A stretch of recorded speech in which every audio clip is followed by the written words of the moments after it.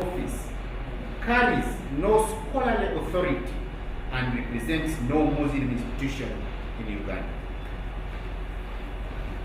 Islam condemns the act of taking innocent life in the strongest terms known to divine revelation. The Holy Quran chapter 5 verse 32 declares, whoever takes life, unless as a punishment for a murder or mischief in the land, it will be as if they have killed all humanity. In simplicity, Islam teaches us that killing one person is equal to killing the entire humanity. It's therefore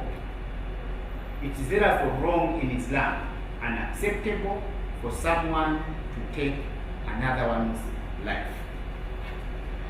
Now, the second item which I want to submit on in this presser is that we condemn the release of confidential material by the security agencies. Now, interrogation records are confidential investigative material. They belong before a court of law, not on X, not on TikTok, and not on WhatsApp. The trial judge convicted on the evidence lawfully before him.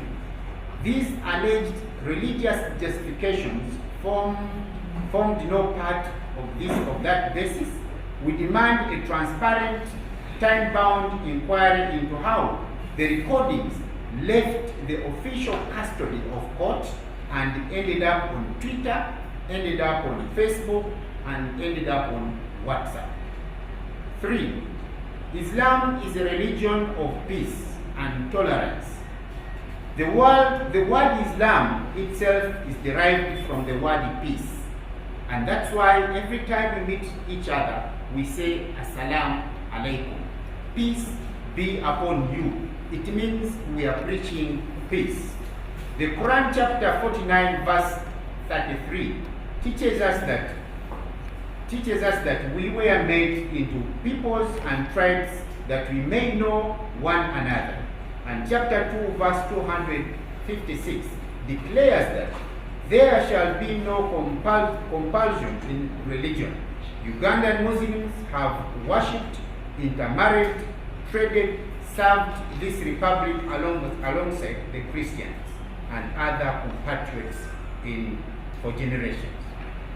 The fourth reason, the Quran is not for self-seekers to interpret. Interpretation of the Holy Quran is a discipline reserved for qualified scholars, sheikhs, Muslim clerics, not each and every person. We reject the appropriation of our scripture by criminals, opportunists, and unqualified commentators. Ugandans should receive their understanding of Islam from the mosque and recognized scholar, not from a police cell, not from a courtroom, or any anonymous social media account. 5. This is an appeal to government. We call upon government to place a firm public caution on those propagating Islamophobia. In this peaceful, multi-nation country, there's no room whatsoever for propagating Islamophobia. We appeal to government to enforce existing laws on incitement and hate speech, to prohibit the unauthorized release of investigative material, and to publicly reaffirm that the crimes of individuals are not the crimes of any religion. Let each and every individual found committing a crime be liable on his own account. Not because they are wearing kanzu, not because they are wearing a kofia. That does not justify that they are representing our Islamic faith. Number 6, this is a call upon the Muslim leaders and scholars.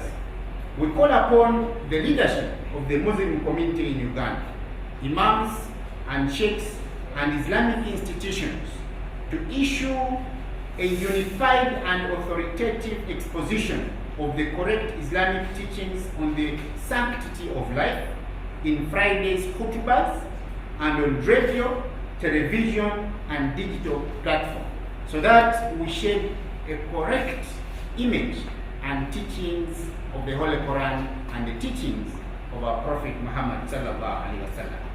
Number 7, we call upon the Muslim community to remain calm, remain dignified, continue your prayers, your businesses, and your service to this nation without fear. Do not forward the offending video, and I must repeat this. Spreading a video criminal in nature is not necessary, and therefore I call upon the public not to propagate or forward the offending video that is belittling the image of Islam. Do not answer provocation with provocation. Report any harassment to the police and to your leaders. Your members of parliament are engaging government on your behalf. Now, the way forward, and we thought it is wise to establish a way forward, especially from this particular matter. Going forward, we want to seek an audience from the leadership of this country as to why and how a video that is supposed to be a court material ended up in the hands of people, ended up on TikTok, on social media, and people circulating it in terms of belittling the image of Islam. The government is totally responsible on this. 2, we want to petition the Speaker, the Right Honourable Speaker of the Parliament of Uganda, to raise this as a matter of national importance and refer it to the Committee on Defence and Internal Affairs. Number 3, we want to summon the Minister of Internal Affairs and the security leadership and demand a report on Parliament within 30 days. The Minister of Internal Affairs security must suffice to the effect as to how that recording left the court and ended up on social media. Number 3, engage the Uganda Communication Commission and social media platforms on renewal of the offending material, on removal of the offending material. Now we want UCC to engage and stop the circulation of that offending material on social media that is belittling the image of Islam. Number 5, we want to work with the Muslim scholars on a national public information campaign and with the Interreligious Council on a joint statement for religious tolerance. And finally, review the legal framework on hate speech and on the handling of investigative material. Uganda's strength has never been its uniformity.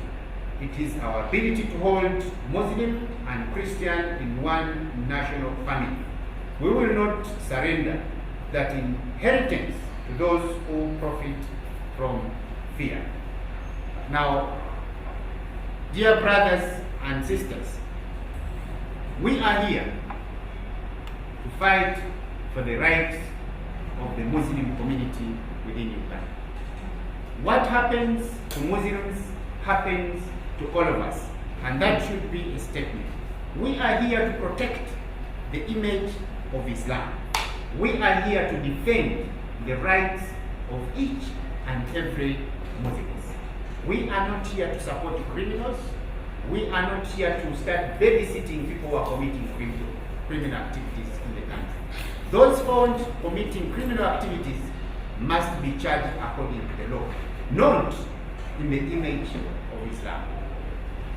Thank you so much. And now we have the Uganda version.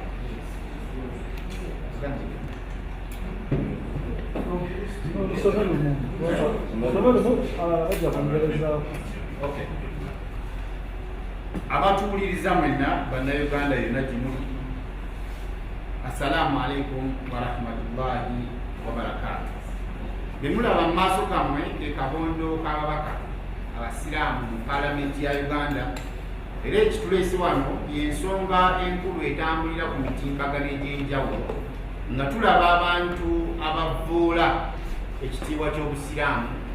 Mwalaba ng'ennaku z'omwezi 3 omwezi ogwa Agusito 2026 mu musango gwa omukyala Susan Magara eyattibwa abantu ab'enjawulo, era abantu abo ne bavaayo n'ekifaananyi ne balaga nti baakola ekikolwa ekyo nga beesize oba nga beesigamye ku ddiini ey'obusiraamu. Tuli wano okuwakanya ekikolwa ekyo n'okuvumirira ekikolwa ekyo nesekuvumirira yenna, kubanga ekikolwa ekyo si kya busiraamu. Ekikolwa ekyo kityoboola eddiini y'obusiraamu, era n'abakitambuza bonna bakikola mu bukyamu mu kutyoboola ekitiibwa eky'obusiraamu. Eddiini ey'obusiraamu ddiini ya mirembe, era ensonga lwaki ne bwe tuba twebuuza tugamba nti assalaamu alaikum, emirembe gibeere gy'oli. Tewali kawaayiro konna, tewali tteeka lyonna mu Qur'ani oba mu bisomesebwa Nabbi waffe Muhammad sallallahu alaihi wasallam ebikkirizibwa okutwala obulamu bw'omuntu omulala. Era ensonga lwaki mu Qur'ani Katonda atugamba bulungi nti omuntu asse omuntu kyenkanankana n'omuntu asse ensi yonna, obanga asaanyizaawo the entire generation okutta omuntu atya omu. So n'olw'ensonga eyo abantu abazze mu kifaananyi ky'obusiraamu nga bambadde amakanzu amapya tetumanyi gaavudde, nga bambadde enkofiira empya, nga balina ebirevu, naye nga tukimanyi bulungi nti ne makomera tebakkirizibwa kuba na birevu. Ekikolwa ekyo tukivumirira kyebakoze. Nze nali mbaddeko mu kkomera, naye buli lunaku buli kirevu ekikulamu ku nsonga z'ebyobukulembeze, buli kirevu ekikulamu bakikusazaako. Naye bano bwe baleese mu kkooti n'ekirevu ekikulu bo babadde mu kkomera lyabwe. So tuvumirira ekikolwa ekyo eky'abantu be baparedinze nga beekuusa ku ddiini y'obusiraamu nga bazze okutyoboola ekitiibwa eky'obusiraamu. Ekikolwa ekyo kikyamu era tukivumirira. Basiraamu bannange ne bannayuganda mwenna abali eyo, ensonga ey'okubiri twagala okutegeera nti bano abantu akatambi ke batambuza ku social media, akatambi ako kalina kubeera mu kkooti, era nga kkooti yekalinako obuvunaanyizibwa. Kuba kkooti ekola okunoonyereza okw'enjawulo ku bantu be basuspecting kubeera nga bazizza emisango, era mu bintu ebyo bye bayita cross examination bafuna obujulizi bungi. Tukkiriza nti obujulizi obwo bulina kusigala mu kkooti kubanga ziba nsonga za kkooti. Ekibuuzo kye twebuuza nti akatyambi ako kavudde katya mu security ya kkooti ne katuuka ku TikTok, ne katuuka ku Facebook, ne katuuka ku social media zonna ku WhatsApp, n'abantu okubeera nga bakasaturate. Kitegeeza nti oba oliawo waliwo abantu abakitwala nga nsonga nnyo okutyoboola eddiini y'obusiraamu mu kutambuza ebifaananyi ebyo n'obutambi obwo obuvvoola ekitiibwa ky'obusiraamu. Kubanga akatambi, ensibuko y'akatambi ako erina kuba ya kkooti, era kkooti ekalinako obuvunaanyizibwa. So kubanga kavudde mu kkooti ne kajja mu public ne katandika n'okugabanyizibwa, kitegeeza nti wakati awo waliwo omuntu gwe tutategeera akifuula nga kyamakulu nnyo okutyoboola eddiini ey'obusiraamu. Ensonga ey'okusatu, ffe nga eddiini ey'obusiraamu nga bwe mbategeezezza nti tuli ddiini ya mirembe, era mu Qur'ani chapter ya 49 olunyiriri olw'13 lutugamba nti tekikkirizibwa n'olunaku n'olumu kutwala bulamu bwa muntu mulala, nti omuntu atutte obulamu bw'omuntu omulala kyenkanankana ng'omuntu asaanyizaawo ensi yonna. So omuntu okuvaayo n'akireeminga nti yakisa omuntu ku lw'obusiraamu, oyo aba mumenyi w'amateeka, alina kukangavvulwa nga twesigamye ku mateeka g'eggwanga, kuba ogwo guba musango gwa nnaggomola. Ffe kye tuvumirira kwe kuvaayo ng'akulembeza obusiraamu nti yakikola oba yakola ekikolwa ekyo nga yeesigamye ku ddiini ey'obusiraamu. Ekirala, bano abantu bakyeyagalire oba be tuyita self-seekers si be balina okutaputa ekitabo kyaffe ekitukuvu ekya Qur'ani n'ebyawandiikibwa Nabbi waffe Muhammad sallallahu alaihi wasallam, ze tuyita sunna oba hadithi.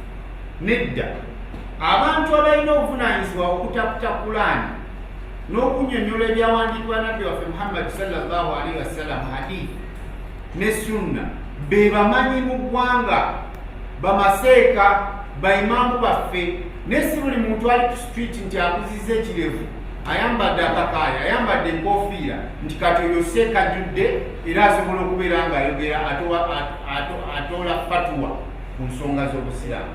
Abantu abo beeragalira byabwe era ebigambo byonna ebyabavuddemu tubiwakanya kubanga tebiraga kifaananyi kya busiraamu.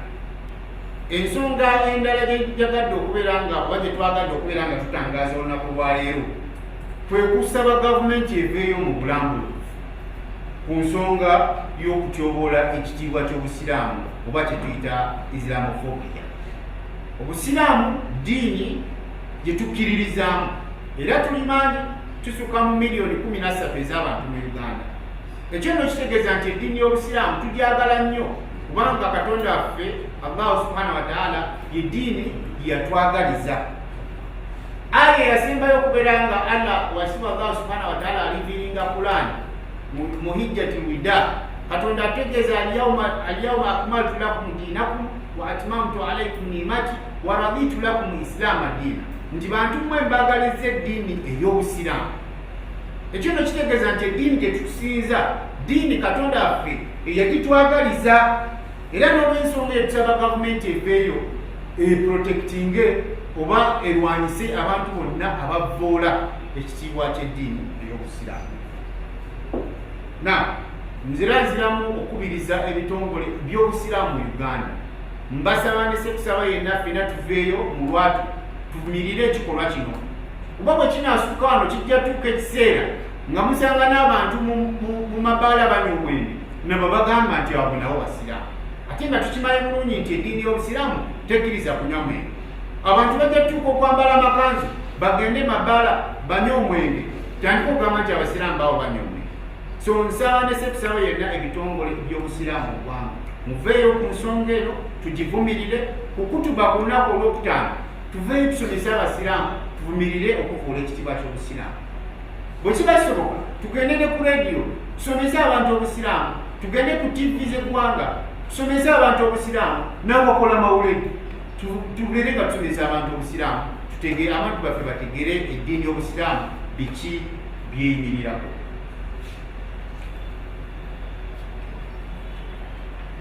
Nga tumaliriza tukoowoola era tuvuddeyo nga tulina ensonga semasonga zetwagala okusaako nnyo essira mu kugenda mu maaso ku nsonga eno. Esooka twagala gavumenti eveeyo obutereevu ennyonnyole akatambi akali mu kooti nga kooti yekalinako obuvunaanyizibwa katuuka katya mu public domain. Ddala waliwo omuntu ali emabega ow'ekifaananyi oba okwagala okufuula ekitiibwa ky'obusiraamu, ekyo twagala gavumenti ekinyonyo kubanga akatambi ako kavunaanyizibwako security y'eggwanga era tekalina kubeera nga kafuluma okuva mu kooti.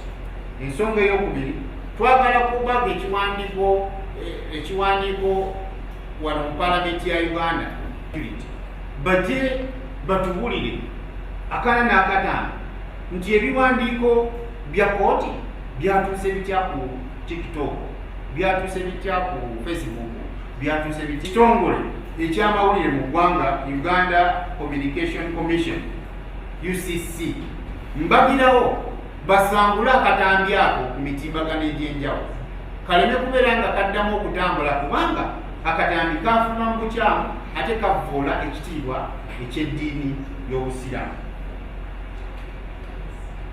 Twagala kubeera nga tuteekawo akakiiko wano mu ggwanga ak'ebitongole ebivunaanyizibwa ku busiraamu mu balooya abalina akabondo k'abasiraamu oba kyetuyita Muslim Lawyers Association n'abamanyi b'eggwanga.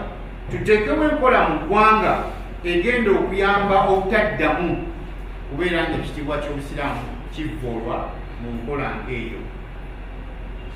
Kirala tulina ekitongole ekya Inter-Religious Council wano mu Uganda kigatta amadiini gonna, Katoliki, Abaorthodoksi, Abangulikani, Abasiraamu n'abalala. twagala kubeera nga twengeginga ekitongole ekyo kiveeyo nakyo kivumirire ekikolwa kino ekyokubeera nga batyobola ekitiibwa ky'eddiini ey'obusiraamu. Ekirala twagala kubeera nga twekwata ku balooya tutakute amateeka agakwasa oba ensonga y'okuvvoola ekitiibwa ky'obusiraamu, okubeera nga tusiga ebigambo ebibi ebyekuusa ebivvoola ekitiibwa ky'obusiraamu, n'okubeera nga tuteekawo enkola egenda okubeera nga ereeta obulambulukufu ku nsonga nti obusiraamu bulina kutambula butya. Byebyo bannayuganda basiraamu bannange betwagadde okubeera nga tufundikira nabyo, naye nga maliriza nkubiriza bannayuganda ddala abasiraamu emizikiti gyonna olwokutaano tuveeyo kutuba zaffe tuvumirire ensonga eno, ensi etegeere nti abasiraamu oba obusiraamu ddiini ya mirembe, tekiririzibwa mukutta bantu, eddiini yaffe, era tujagala ennyo tuleme kukkiriza abantu b'ebweru bajje wano batandika okubeera nga balinyirira ekitiibwa kya ddiini yaffe obusiraamu. Maliriza mbategeeza nti kitukakatako ng'abasiraamu okulwanirira ekitiibwa eky'obusiraamu, newankubadde nga kyokka kye tusigazza okukola tugenda kubeera nga tukikola, tetugenda kwetiikirira mu kulwanirira eddiini eno ey'obusiraamu, kubanga ddiini yaffe Katonda waffe wakisiwa Allah subhanahu wa ta'ala egitwagaliza. Olunaku olwaleero ebigambo byaffe biibyo ku nsonga z'obusiraamu, era nga mutulaba wano tuli wano nga executive, akakiiko akafuzi akakulembera ababaka abasiraamu mu Parliamentary ya Uganda, okujjako nga bannange musaidi eri tulinawo naye Mpindi mu Mali. Tola salaamu. Assalamu alaikum warahmatullahi wabarakatuh. Tulina wano Honorable Hakimu Sawula. Assalamu alaikum warahmatullahi wabarakatuh. Honorable Abdallah Chiwanuka. Assalamu alaikum warahmatullahi wabarakatuh. Honorable Zahara Yulika. Honorable Kasule Ismail. Assalamu alaikum warahmatullahi wabarakatuh. Tulina wano Shamimu Malende. Assalamu alaikum warahmatullahi wabarakatuh. Kujjako nga waliwo ebibuuzo n'ekizitaanyiza okunyumiriza.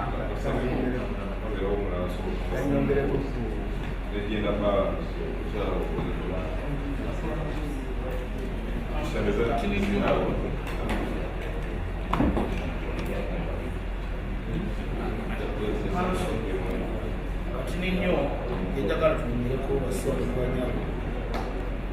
Lwaki tulina okuvaayo bwe tuti? Bonna mukimanyi tetuwakanya mu nsalawo ya kooti,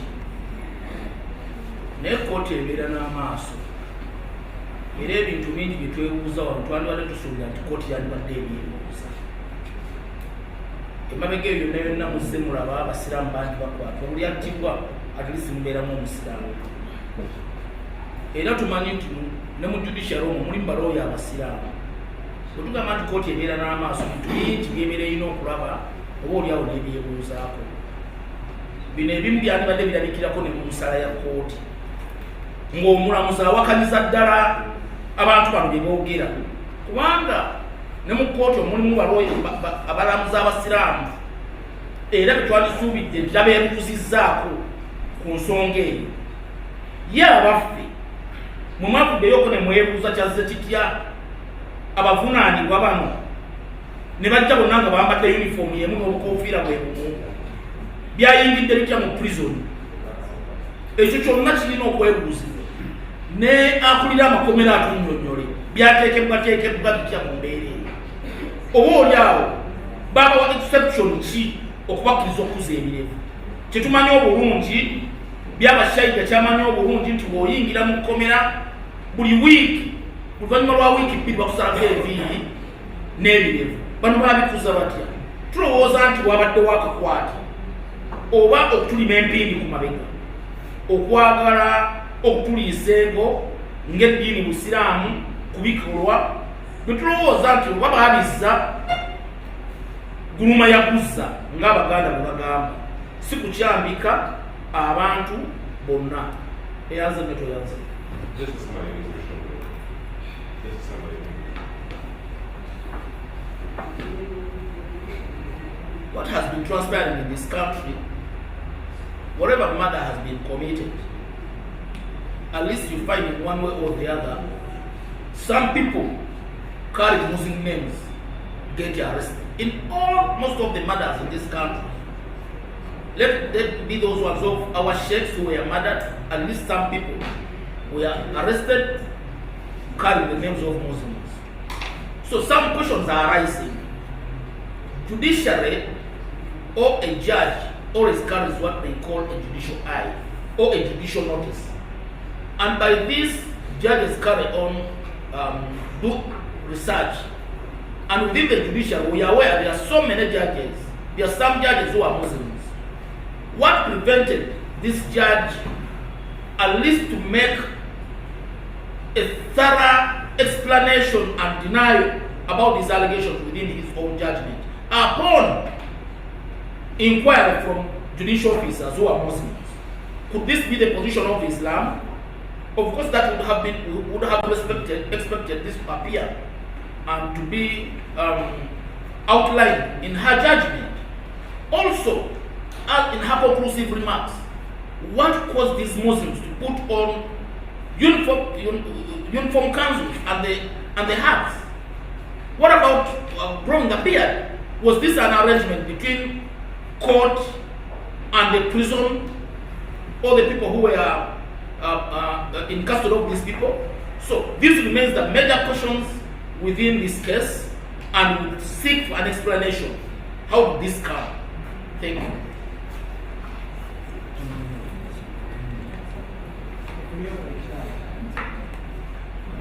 Vice Chair.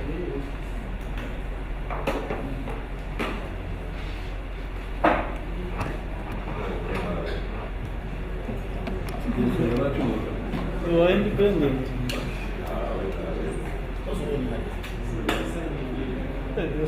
Okusookera ddala nange njagala kwegatta ku bigambo byonna ssentebe waffe byayogedde nze Bumaali Mpindi z'omumyuka wa Kabondo k'Abasiraamu mu Parliamentary okuvumirira ekikolwa ekyalagiddwa era bwe kigenda kizungira ku mitimbagano ez'enjawulo nti abakyala bagambye oba abantu omukyala ne bali abantu abe baasembolize nti bagambye nti ekikolwa kye baakola kisibuka mu Qur'an oba kiyigirizibwa mu Busiraamu.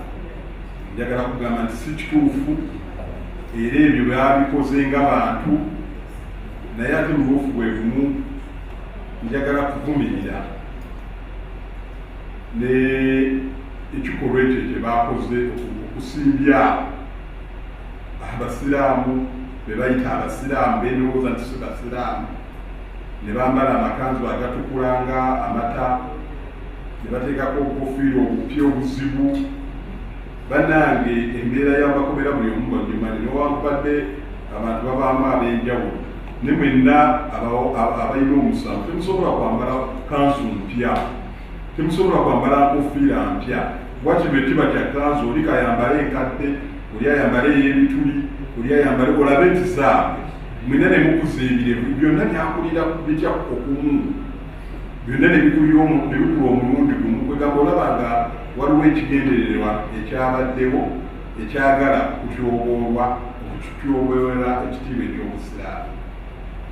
Ekyokubiri, mu nsi muno mwe tubadde mu Uganda mulimu ebintu bingi ebibadde bibeerawo. Mwenna abatuwuliriza mwalaba ku Kibwetere bwe yasaddaaka abantu, saawulirako ensonga eyo bagikuga ku ddiini eyo. Omusajja ono Okello juzi yagenda n'atemaatema abaana, ensonga eyo saalaba we bagifuula y'Abakristaayo. Kakati omuntu ayinza okuba kangambe nti Musiraamu n'akola ensobi, n'akola ekintu ekimenya amateeka ng'omuntu, ekyo tekikifuula nti kikolwa kya Busiraamu.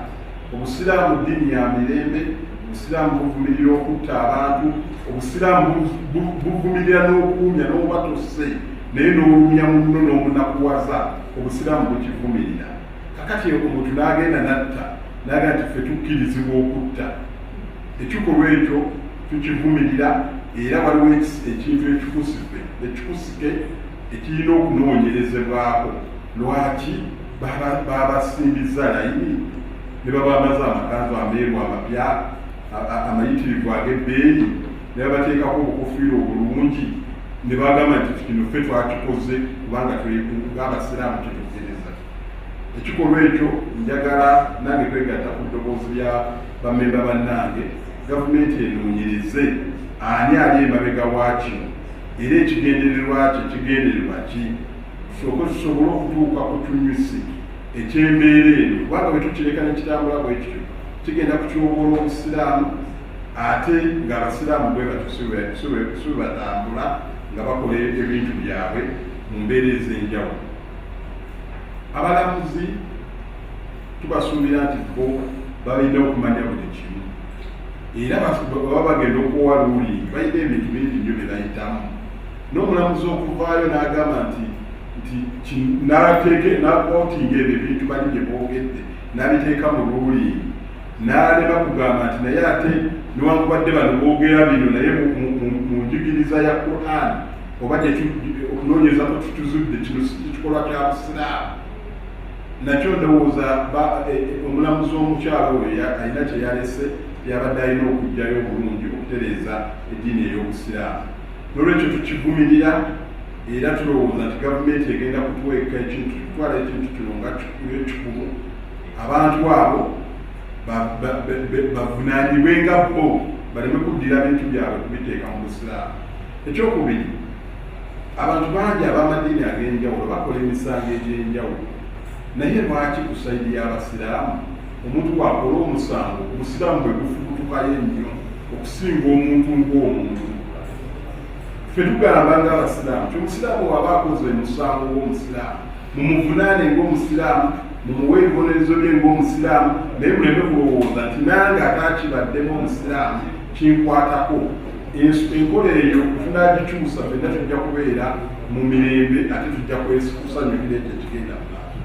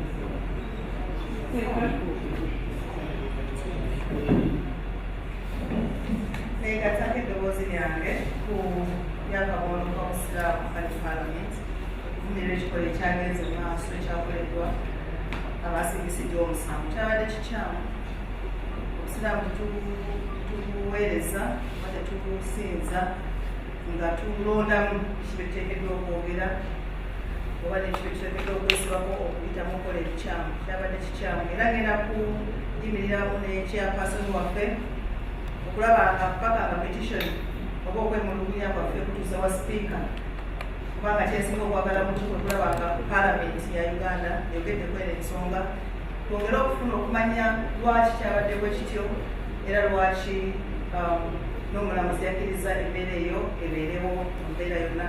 Etuvumirira nti yabadde etyobola eddiini y'obusiraamu, etyobola ababakkiriza mu busiraamu, ate etiisatiisa n'abantu bonna bonna abasinza ng'abasiraamu.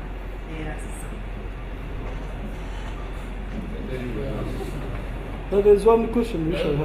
No, I have one. There's one question I had because the question I had was one.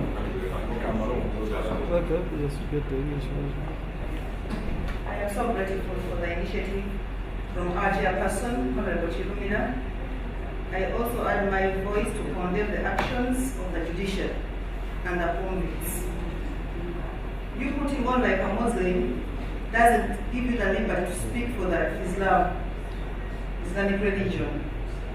It is condemned, it was not called for, and sincerely speaking, I am going to add my voice again and all the energy to that of my chairperson to see that the petition is lodged in to the Speaker until when Parliament discusses and deliberates on this matter.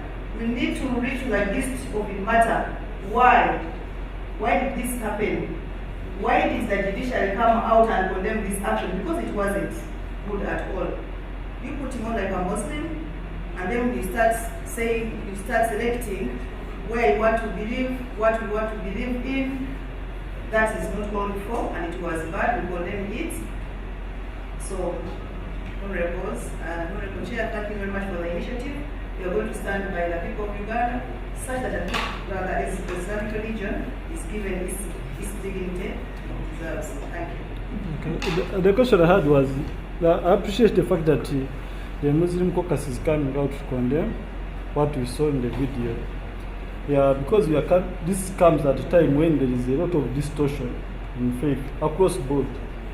Even me, sometimes I get disappointed when I listen to some kutubas on TikTok, some pastors preaching, because there is a problem of regulation of faith in Uganda. Anyone wakes up from where they are, they start misinterpreting the holy books how they want, and I think this should have come out clear in your statement. That among the things we need to organize in this country is the faith regulation that is missing. And we are going to continue to see, because a religion can be distorted and can be misused and can even lead to murder. Any religion, whether Christian or Muslim. So, as a country, what do? We have seen in Rwanda when Kagame chased out pastors. But in Uganda, nothing is happening. Last time, Honorable, the late Father Okodo came up with a regulation and was criticized across board. So these people want to be self-regulating, yet they cannot. And the other issue which I wanted to say, from the onset when they were charging those suspects, we were in councils. I'm surprised to hear Honorable saying that you were dressed. You know, these people have been in councils from the word go. And that is their right. You cannot take it out from them because they don't come in yellow uniforms in court. Yellow uniforms of prisoners don't come to court. And when a case, when the court is entertaining the matter, it must be particular to that case. There must be a motive of your murder. If your motive is about a distorted interpretation of the Bible or Quran, it must come out. So you cannot say that a judge should not pay attention. No, I'm trying to clarify. I'm seeking a clarification because a judge must set the motive of the murder. What was it? If that motive is about the distortion of your interpretation of the Quran, then it must come out clear. Thank you so much.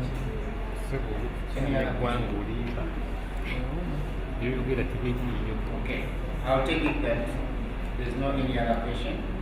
Now, in response to your question, my brother Patrick, like I've mentioned, our mandate as a Muslim Parliamentary caucus requires us to work hand in hand with the leadership of the different religious faiths in Uganda. And in my way forward, if you listen properly, you wouldn't have asked that question. I said that we are going to initiate structured dialogue with the Interreligious Council of Uganda, with our Christian and other faith counterparts, and with fellow members of Parliament across the political divide to issue a joint statement in defense of religious tolerance.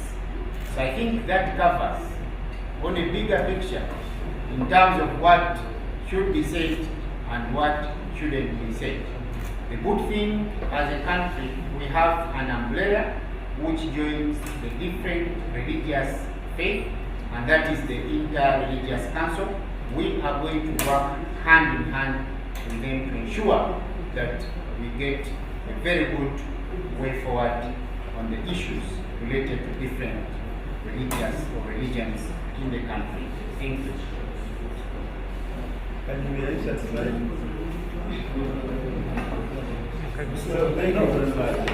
Bana